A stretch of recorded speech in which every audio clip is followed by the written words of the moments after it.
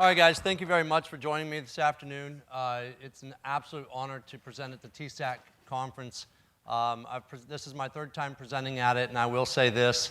My tactical population, I do work with Denver Police and Fire more on an individual basis with the athletes when they're coming back from injury, and I've worked with a handful of Navy SEALs as well, but it's not my day-to-day. However, I'm going to refer back to everything that we talk about when I discuss who it is you're working in front of. I'm always going to talk about it as athletes. A couple things. As you can see, the title today is Plyometric Progressions, basically setup and execution of which I look at all the methods that we can use in training, and I think that all of our methods that we do use in training can be just like the medication commercials we see on TV, where this exercise or this method of training may be good for X, Y, Z. However, when you watch those commercials, there's somebody talking very fast during the commercial, and they tell you about all the things that can go wrong with taking that medication. To me, the same thing can be held true with how we look at exercise and the methods that we use. And I think no method of training can get bastardized more than plyometric training. Now, I implement plyometric training a lot with my athletes, but I made some common mistakes. And some of those common mistakes were jumping out at me even though I wasn't paying attention or really recognizing or seeing what it was. And so because of that, we're going to spend a lot of time today on setup and execution. I would invite a handful of you guys up. If we can get a few people up here, I'm not going to have you do anything too difficult at all. It's going to be really, really easy. The more difficult progressions myself and a coach of mine, Eric Telly, will be demonstrating. But I really want to just show people with different limbs, different ranges of motion, and different abilities so we can start kind of putting our head together when we look at progressions of exercise. Now, with the populations that you may work with, and even with what I work with, I always have an A, B, and a C plan of training. My A is a clean bill of health, somebody that's got great mobility, somebody that has great control. And then I have a B plan. A B plan is somebody who maybe doesn't fall in quite the category of A, but I can still do some cool things with them. And then my C plan ultimately is somebody who shouldn't be doing the same types of exercise that the A is doing, and maybe more on a corrective strategy. And I'll kind of talk about the things that I look for as a practitioner that maybe set that up. So first and foremost, can I get 4 other people besides Eric that want a demo for me? It's simple. It's just squat pattern and lunge pattern. That's it. I'm not going to smash you or smoke you, but I do need 4 people up here. And here's what we're going to do. Those 4 people, spread yourselves out right here, facing away from everybody. So I want you facing the stage in this line. There you go. Spread yourselves out. And ideally, if you can kick off your shoes real quick, that would be even more better. So now, if you can, I'm trying something new that I've never done at a presentation before. If you can kind of zoom in, kind of at their feet, that would be really awesome. Now, if you have your pants kind of long, just kind of roll them up a little bit, not a ton. And what I want you to do is get into a stance position that you would do in a setup for a squat. And just give me five reps of squats, but give me about a 2-second pause at the bottom. And if we can pan out and we can see almost everybody's heels, that'd be kind of cool. All right, 5 repetitions of squats. Here we go. On you. Good. Sir in the red, can you pull up your pants just a little bit from the ankle? Just so we can see. Cool. So what we look at is what's happening as they go into squat position. Now, as we lose range of motion in the talocrural joint, which means ultimately dorsiflexion, we start to augment the foot position. When we start to augment the foot position, what's happening is we're making a trade-off of range of motion. Maybe I have a restriction posterior on the lower leg that is forcing me to maybe windshield wipe the feet or abduct the feet. Let's go one more set of 5 and go. And what I pay attention to as these athletes go into a squat position is I'm actually looking at the heel. And what's the degree of pronation from the heel as they squat down? Now, everybody here is actually doing a pretty good job. I'd say the gentleman on the far right, as he comes down, he augments pretty well with abducting the forefoot. But that's just him working away maybe from a restriction of range of motion. So here's what happens. So I'm going to have everybody stand up for me right now. Everybody in the room stand up. And we're going to go through a quick, brief description of what pronation and supination is, because this is pretty critical when we look at plyometric stance, setup, and execution. So if I'm a right-handed golfer, everybody pretend you're a right-handed golfer. You're going to get into a hip-width stance, and I want you to take a backswing. Take a nice, easy backswing. As you took that backswing, your left foot just pronated to the ground. Your right foot just supinated. Now, if I follow through the other direction, I reverse that. My right foot now pronated, and my left foot supinated. Pronation is absorption to the terrain. Supination is making a rigid lever for propulsion. We have to understand these concepts when we look at plyometrics, and particularly when we look at the plyometric of sprinting. So, as these guys go into that pronation, one more time, take your back swing and hold so your left foot is pronated. Now, the heel shouldn't come off the ground. I want you to go down and touch your tibial tuberosity, the bump right below the knee on the tibia. As you go into that backswing, you can argue that tibial tuberosity is adducting or valgus, but really what's happening is it's internally rotating. That internal rotation is a critical element when we look at the forces implied when we look at a jump landing aspect. When we look at gravity pushing down, ground reaction forces pushing up, and all the potential intrinsic instabilities that we have make that torque mechanism either problematic or a beautiful vehicle for transfer of force. Ultimately, it comes down to how well we stabilize and how well we control it. So now, if you can do me a favor, can you just pull your pants up just a little bit and just roll them? So now, we'll do the same thing. This time, face the camera, guys. So facing this way, and now you're just going to go into a lunge position. Straight down, straight up. And if you can kind of view in on their feet, that would be wonderful. Straight down, straight up. And so now what we'll start to see happen is we'll see a little bit more of that collapsing of the foot. Over here, I've got it collapsing on the left foot, and now it's starting to flatten out. That's that pronation aspect. And so this is part of my initial evaluation prior to my plyometric progression is, one, how well do they squat? Two, how well do they lunge? Eric, could you do me a favor and rest? Turn sideways real quick, and can you focus the camera right here? So as Eric goes down, into a squat right now. As Eric goes down into a squat, the number one thing I'm looking at is that he gets shin angle. That shin needs to travel in front of that midfoot as he comes down. If he has restriction here, he's going to block and that shin won't go forward, and then it's going to be hard for him to sit back. This is huge in the implication of absorbing force from a plyometric action. So if he doesn't really display that, he might be in my B or potentially in my C category of plyometric progression, where he may just work on his correctives and not even worry about doing his jump landings quite yet. Now face the camera. He'll go into the lunge position. Now as he goes into his lunge position, if he comes down and he can't get that tibia moving over that forefoot without the heel coming up off the ground, I know that he doesn't have the available range of motion of dorsiflexion to absorb very well. So I've got to be smart in how I dose him with my plyometrics from a volume standpoint, but also an amplitude standpoint if he doesn't have good, adequate range of motion. Now I pay attention, is the range of motion bilateral? If it's a bilateral deficit, it's less of an issue for me. If it's a unilateral deficit, then I start thinking, what's the chronic problem, or what was the injury that he maybe sustained that allowed him to lose that range of motion? But that's the first thing I'll look at is what's happening there. So from this exercise, then I'll take it into an exercise called a snap down. So if they pass my screen of squat range of motion and lunge range of motion, now they'll go into something that's just a little bit more dynamic that has an eccentric component to it. You guys can take a seat real quick. So now we'll do an exercise called a snap down. You guys will reach up tall, get up to the toes, and when I clap, you're going to drop down and stick position. Ready, reach up high. Back up. Do me a favor, can you focus the camera right here? Back up. I want you guys to focus in on this right foot here, please. One more time.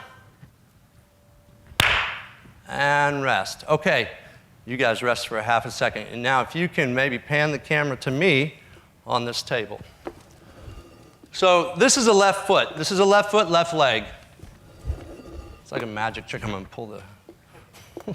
So this is a left foot, left leg. Fibula should be out on the outside. All right, so right here, your right leg. If you saw what his right leg was doing, here's what's happening. So as he goes down into a squat position, you see his forefoot or midfoot abduct. Well, what happens when we showed that pronation, supination demonstration of the golf swing? When we pronate, the navicular right here drops down to the surface. When that drops down to the surface, there's a torquing mechanism that makes the forefoot abduct, and then it makes the rear foot evert. So the calcaneus everts. The reason why that's a big deal is because as the navicular drops, the talus, which is right above the navicular, follows it. When the talus follows that, the tibia follows the talus, and it adducts or pronates toward the ground, and then it internally rotates at the tibia. This internal rotation of the tibia is really the mechanism that should concern us, not the valgus. It's not the valgus in, it's the rotation that happens here. If we listen to what Victor said in his last presentation, when we look at force, when we look at exercise, there's 4 ways that the joints express force. It's shear, torque, distraction, and compression. Those 4 ways. However, when we look at the knee joint doesn't do a very good job of absorbing or defending against torque.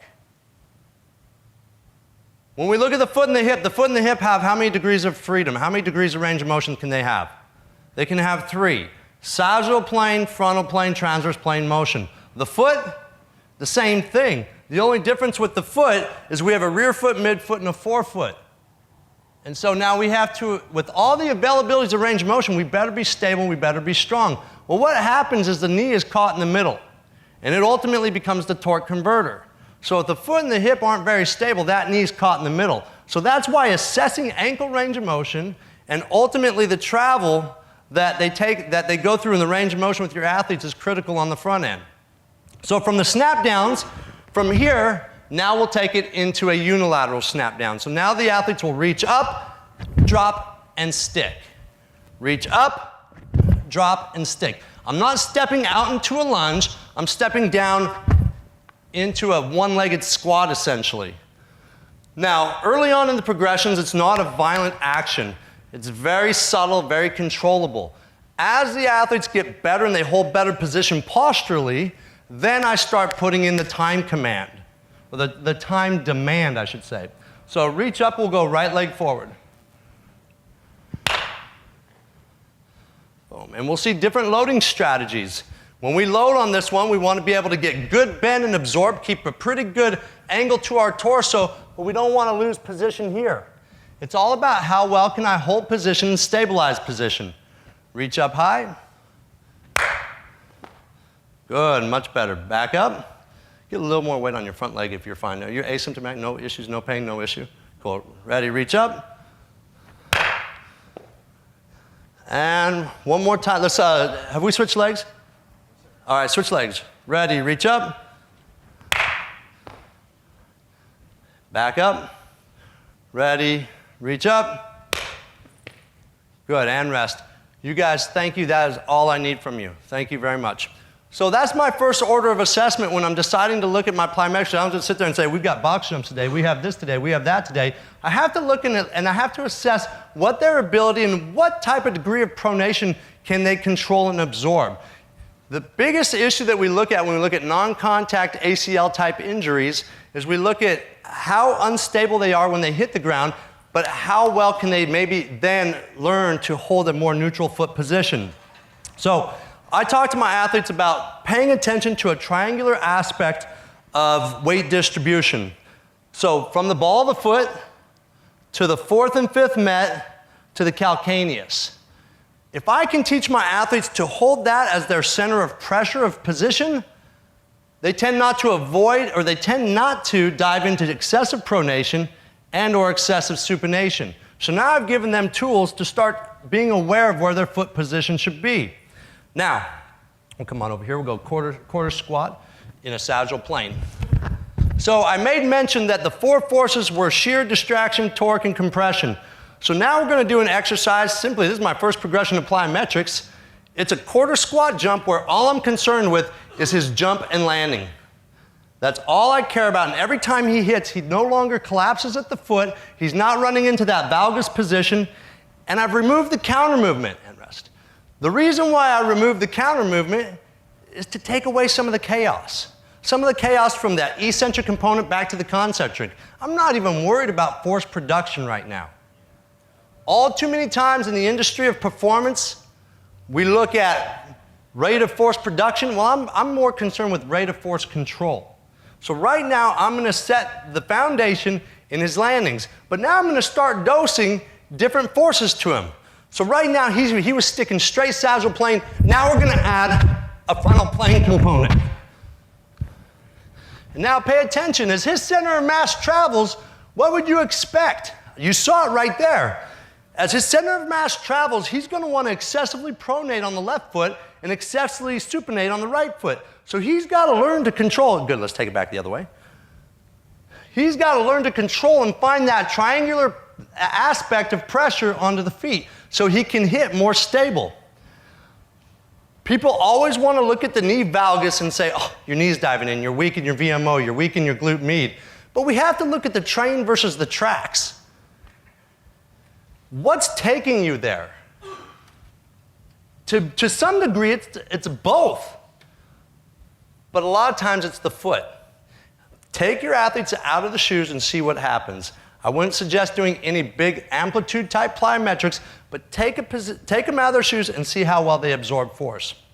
Now from here, Eric will take it into the next progression. Now we're going to add the torque component. So from here, quarter squat position and stick. As he increases the rotation, now he's got to control more force. Remember I said the rotational component or the torque component is the more difficult one for the knee to stabilize. So we've got to have all hands on deck, from the foot, through the ankle, through the thighs, through the trunk. Everything has got to be rock solid stable every time he hits. I'm not looking for him to give me big amplitude. I'm just looking to control the landing and rest. Cool. Now from here we can start working on greater force production. So my progressions are pretty stinking simple. That floor's not too even. Pretty simple. So now we go from that low amplitude jump where I'm not looking at any hip extension. I don't care about it at all right now. I just care about the foundation. Now from here, we can go into our loaded position, no counter movement. You can get counter movement with the arms if you'd like. Jump, stick. But now it's about transfer of force, ankle, knee, hip extension, and then going right back into my foundational landing. Ready? On my clap. No counter movement. So I remove the counter movement first.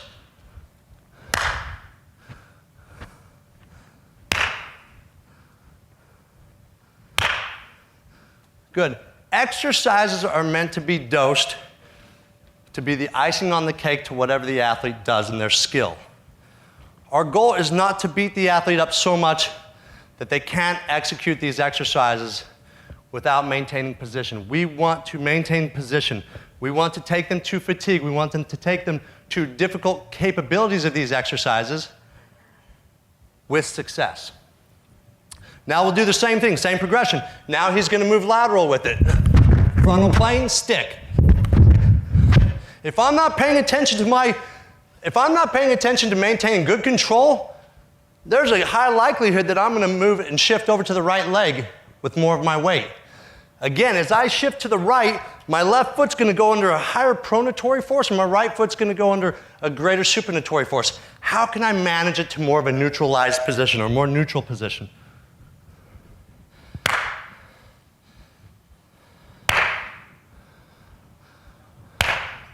Good, now we'll take it back to the left. Left side's going to go under, or right side's going to go under a greater pronation force. Left side's going to go under greater supinatory force. Good, one more. Now most of the athletes that we see, I just got done with NFL Combine Prep, and I had 15 athletes from around the country who were in different strength programs across the country, and there was a consistency each and every time these athletes would jump and test their vertical jump. And every time they would do that, this is what they did for me from the side. they never got the bang for the buck of the hip extension component. So again, we want to always talk about landing and position of landing, but also teaching these athletes how to get extension. Most of these athletes tend to get their extension through where? Through the lumbar spine. High anterior tilt, high excessive extension of lordosis, and this is where they get their extension when they jump. So make sure, even in your squatting exercises, when you're looking as a screen prior to plyometric training, that you're paying attention to the degree of extension that they get at the top of the squat. Are they hiked up here and they're getting their extension through the lumbar spine, or are they able to get it through the hips themselves? One, to maximize power, but two, if you're in Mike Boyle's presentation talking about jamming up the facets. When you're in that hyperlordotic position, that's all you're doing is jamming up the facets of that spine, and that leads to pars fractures, spondy issues. We've got to pay attention to those things, not only on the lifts, but also on the jumps. Now from here, we take it into our transverse plane action. Again, this is micro progression of force tolerance. That's what I'm trying to do, is make our athletes, I always say we want to make our athletes resilient to the stress of sport, and so we want to give them doses of venom to prevent snake bite. That's the goal. So from here, we're in the squat position, stick, stick. I got a little bit over rotating. You can see I landed a little bit harder on my right side. I've got to learn to control, hold position. How well can I ultimately put on the brakes?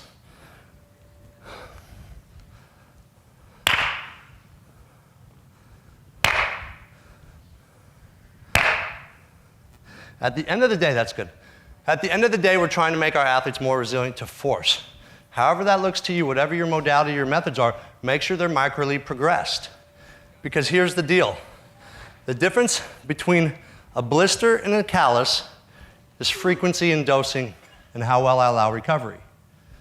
If I don't implement plyometric training into my athletes, it's just like the blizzard we got last week in Denver. We got 26 inches of snow.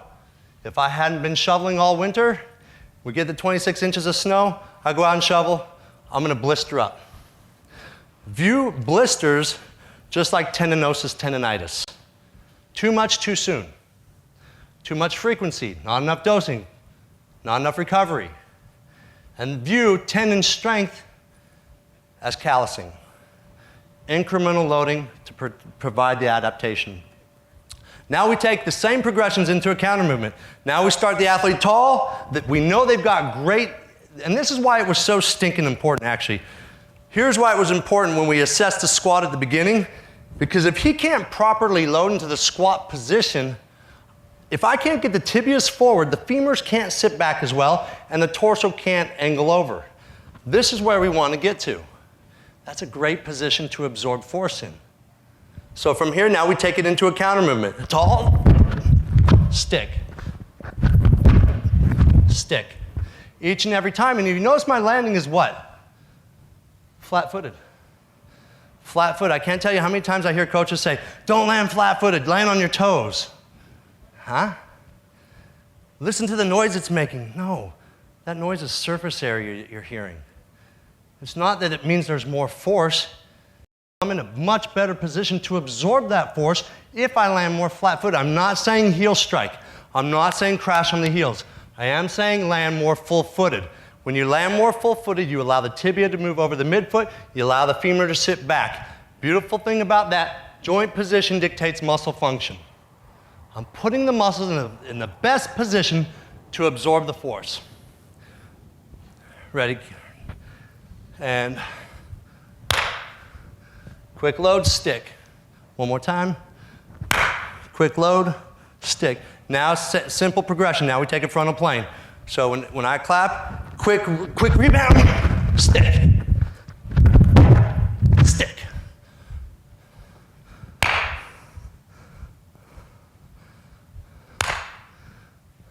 Good, and rest. Next one, you guys know what's coming, it's the transverse plane.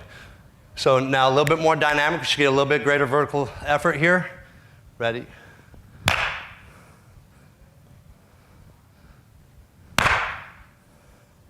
Good, and rest. And the problem is a lot of times we put like boxes out, like plyo boxes, and that's our initial progression because we're really helping you with the force absorption. Well, I got a pretty good idea that the amount of force that I'm getting right here is pretty minimal compared to what you have to negotiate when you box jump. What are the athletes more concerned with when they do a box jump? What's their biggest concern? Clipping their toe on the box and eating it, hitting their shin. So what happens, you have these athletes who really don't express great force output because they're more worried about pulling up into hip flexion before anything. So make sure you're grooving the pattern from the ground up first and foremost. Now, once I've taken it to my vertical progressions, then we start taking it to horizontal progressions. How many people put broad jumps in their workout plans? Broad jumps are probably the most violent exercise you can put in there. So make sure you dose it smart. And when I introduce broad jumps into my programs, I almost treat it like a barrier hop first. When you take a broad jump, and everybody wants to jump as far as possible, the amount of shear force is significant. You're going that way, the floor is pushing back this way, and so I add a vertical component to it initially. So we'll do a series of 3, jump, stick, stick. We'll go 3, do you want your shoes on now? Maybe so. So we'll do a series of 3 here, and again, I add a little bit of rise to my jump to make sure that the landing's a little bit safer early on.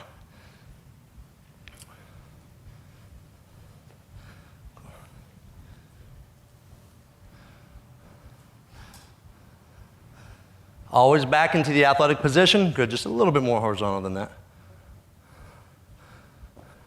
Now paying attention as well to the degree of pronation that he gets on his counter movement and then when he lands. Good. As the athletes get better at showing me that they can stick their landing, now we'll take it a little bit more horizontal. Drop down, stick, stick. They cannot go to the next repetition until they've shown me the ability to stick and hold that landing. How well can they put on the brakes? We want to use these exercises as icing on the cake to everything else we do. They're not the cake. So make sure that you're treating them with the rest intervals that you need and within the confines of what you need. You don't have to do 30 yards of broad jump. 3 sets of 3 will do you just fine. Dose them however you want. We'll dose them in contrasting pairings with our strength exercises, or they'll be their standalone exercises and they serve as a bridge between my linear sprint sessions and my weight room. Now as the athletes show me better competency of the ability to go horizontal, now we'll start adding in runs. We'll start our runs at 2s.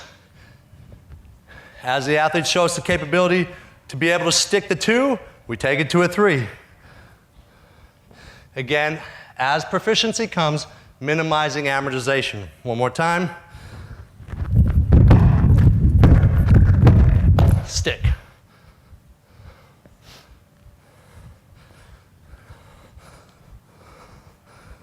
Cool. Then we transition into single leg horizontal movements. Our single leg horizontal movements, still in a broad jump setup. We're going to start 1 foot push, 2 foot land.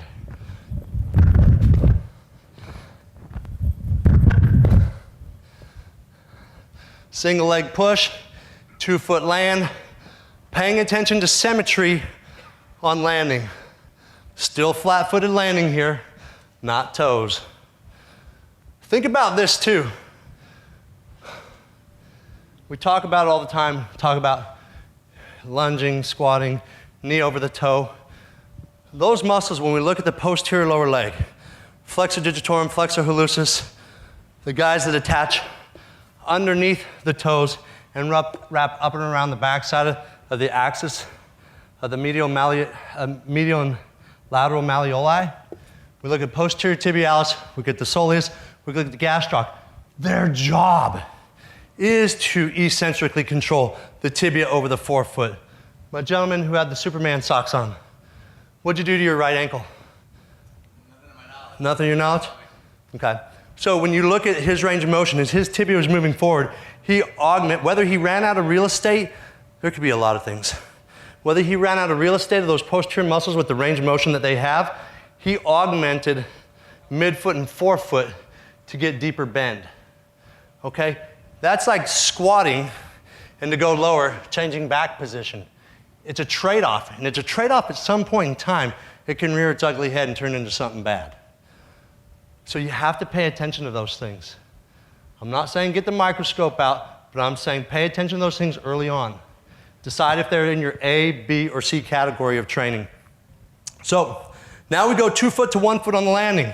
You're going to notice I do something on my 1-footed landing early on in progression. So I'm going to go 2-footed jump. See that double clutch I just did? That double clutch, to me, is more valuable than having your athlete stick the landing, stick the landing, stick the landing. I want to teach them how to control and hip position while grooving a pattern of stability in the foot. Too much pronation is bad. I want to try to alleviate the ground reactive forces and leave the ground just quickly enough to reposition my body, instead of augmenting center of mass and limb position to hold position. So we'll go 2-foot jump, 1-foot land. 2-foot jump, 1-foot land is not a maximal jump. I said doses of venom. These are skills. These are skills that need to be done in an environment for the athlete to learn. Now, when we go into a single leg stance, he can hide. When he's bilateral, he can hide. We do the same thing coming back. Or actually, do me a favor, come over here and go towards the camera. This will be cool. He can hide certain things when he's in bilateral stance. When he's in unilateral stance, well, that's pretty good. Right side, though. Yeah, yeah. So when he goes unilateral stance, that starts to show us some things. Again, as Mike said, we've got a bias of a side. That's okay. But let's make sure we provide the body the ability, the eccentric control ability in these various exercises under various planes to dose various stress. So once we take it from our horizontal jumps from a 2-footed jump to a single-footed landing, now we start implementing into our bound series. Now, not everybody in here is going to do bounds with their clientele. Shoot, probably most of you won't even touch them. However, you can do variations of your bounds, and that's what we do a lot. We'll do an oblique hop, a single leg oblique hop, double clutch landing.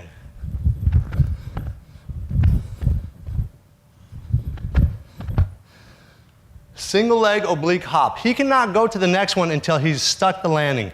Again, I am cool with the double clutch landing. It is a full-footed landing yet again.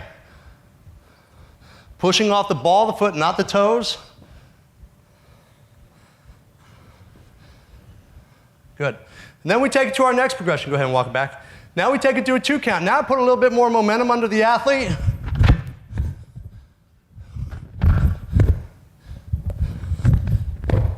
And stick. Again, paying attention to pelvic position, thoracic spine position when they hit. Can they put on the brakes?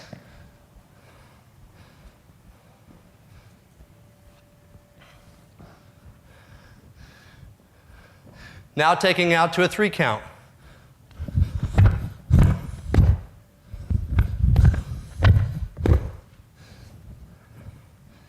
Again, adding more speed. I'm dosing a little bit more velocity to the athlete, a little bit more momentum, allowing them to be successful.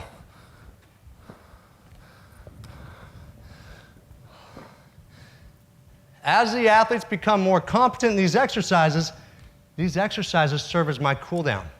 Barefoot. At the end of my sessions with a lot of my high-performing athletes, I take them out of their shoe wear and we do these barefoot. The intrinsics of the foot are critical to maintaining stability of that foot, but allowing you to have greater stability up the chain as well. Again, we talked about that knee being the torque converter of what the foot isn't optimally stabilized for, or the hip. Now we take it into a 5 count. A little more momentum. 1, 2, 3, 4, stick. Competency will determine your progression. I'm showing you the length of progression. However, understand that the athletes may never even get there. We take it into a straight-legged shuffle. with our athletes as well. Now we start putting a little bit more snap underneath the ground, underneath the hips. Ball the foot, keeping hips tall, shoulders tall, driving straight back through the ball of the foot. As the athletes show us the ability to hold good trunk position, most of your athletes, when they start going into hip flexion, they'll lose spinal position and they'll go into excessive posterior tilt. If they can hold position, then we take it into more of a straight-legged bound.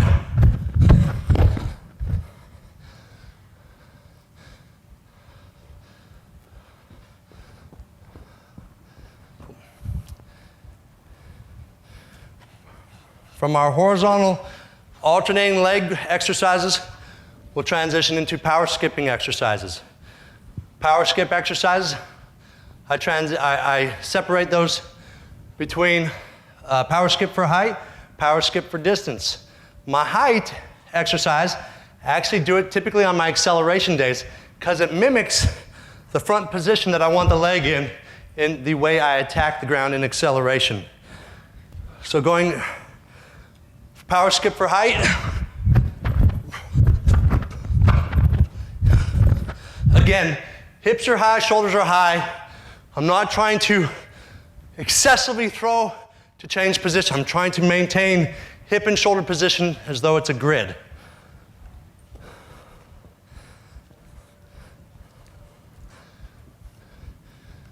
Then we can also do power skip for distance. Now it's more of a cyclical action. Now I'm trying to cover ground more horizontally as I push. However, the limb action of the low leg is just like my top end speed quality. Pulling the heel through, popping the thigh up.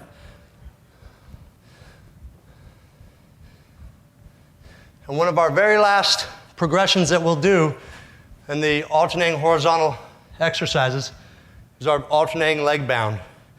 Alternating leg bound, I take a lead in. It's a walking step. Nice, easy walking step.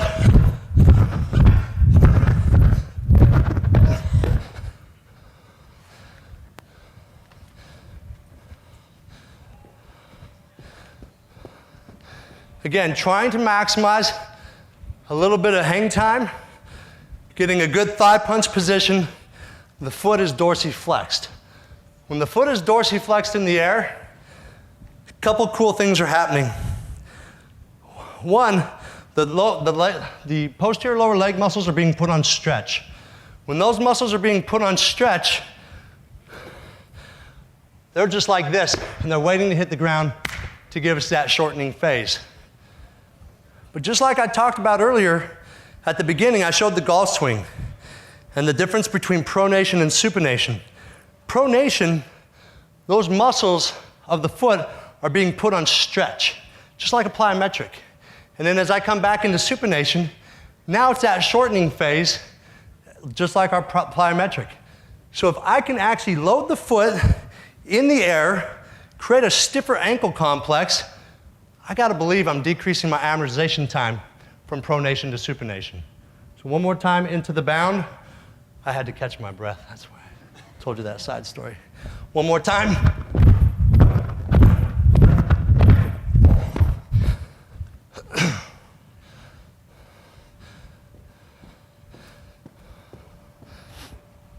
Again, bounds are an exercise that not a lot of people are going to ultimately get to. Now, one thing we will do, and I'm never afraid to do it with my athletes, is regress. Regress them to an exercise they can do. If I have an athlete, we're going to go squat, push, lateral.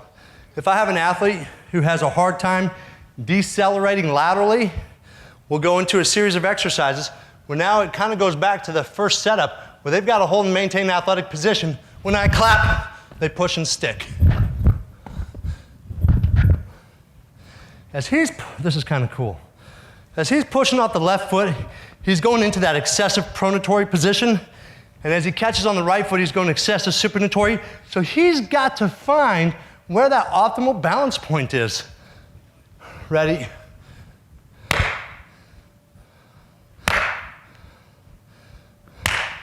Good, let's take it back the other way. Ready? Holding and maintaining position. Again, this will a lot of times, it can be served as a regression, but it can also be served as some of my metabolic work post-session, because here's the crazy dumb thing. For some reason, we think about metabolic work and we think of the physiological response. I care more about the mechanical response. Okay, here's the deal.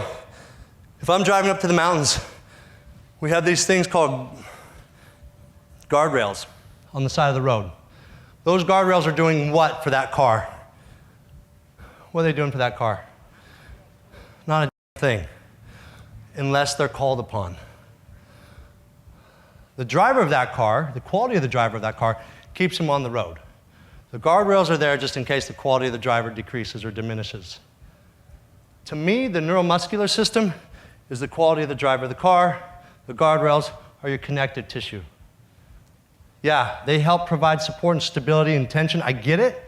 However, if my neuromuscular system is sound, I don't have to recall on them necessarily as I wouldn't say frequently, because they're always being called on, but who's doing the job of absorbing the force. So now go 2 down, 1 back. Ready? Push, push, stick, push back. Good, go. Push, push, push back. One more. Push, push, push back, and rest. And then the last series of progressions that we'll do with the athletes is they'll go into a squat, push, lateral, push, push, push back, stick. Push, push, push back, stick. Ready? Go. Push, push, push back, stick. So we talked to keep going all the way down. So we talked about it at the beginning. There's 4 types of, the way that force is expressed through the joint structures is pretty dang simple. Shear, distraction, torque, and compression. If I can build exercises that provide the stimulation of those types of forces, such as this, right now I'm getting shear, compression, torque that he's got to overcome each and every time, and rest. But forcing his neuromuscular system to be able to do it time and time again. Again, early on in the teaching progression, you want to minimize fatigue. That's about learning the motor skill, understanding positional hold, paying attention to foot position, hip position, thoracic spine position. And then we start giving them more force. But ultimately, what determines the progression is going to be what? Their competency. Their competency of the exercise. I'm talking from a motor learning standpoint, but I'm also talking about from a neuromuscular standpoint. How well can they eccentrically control? Paying attention to that. I don't get into my runs and multiple responses for quite some time because they've got to master these skills over and over and over again. You saw my earlier progressions. They were stinking simple. Quarter squat position here, quarter squat position here, quarter squat position here. Mastering the landing each and every time. As those exercises as the athlete showed me competency, then we can take them from our non-counter movement and then ultimately to our counter movement jumps. We have too many variations of plyometrics in my opinion. We do too many of them not well. When you're looking at your plyometrics, we always talk about the quality of your landing is going to set up the quality of your takeoff in multiple response plyometrics. Are we setting the appropriate foundation on the landing? Hopefully, through this 50 minutes, I showed you just a slight insight to how I view and pay attention to range of motion. I will say this, when athletes start losing dorsiflexion, be concerned. Pay attention to that. If you can do corrective strategies, if you can do soft tissue strategies to increase range of motion through the talocrural joint, I would look at that. If they lack that range of motion and dorsiflexion, don't be surprised if they start barking with some sort of chronic tendonitis of the knee. That is all my time. Thank you guys. If you have questions, please stick around. I'll be around for about an hour or two before I have to fly out. But I want to thank Eric for demoing, and thank you for my volunteers who came up at the beginning as well. Thank you.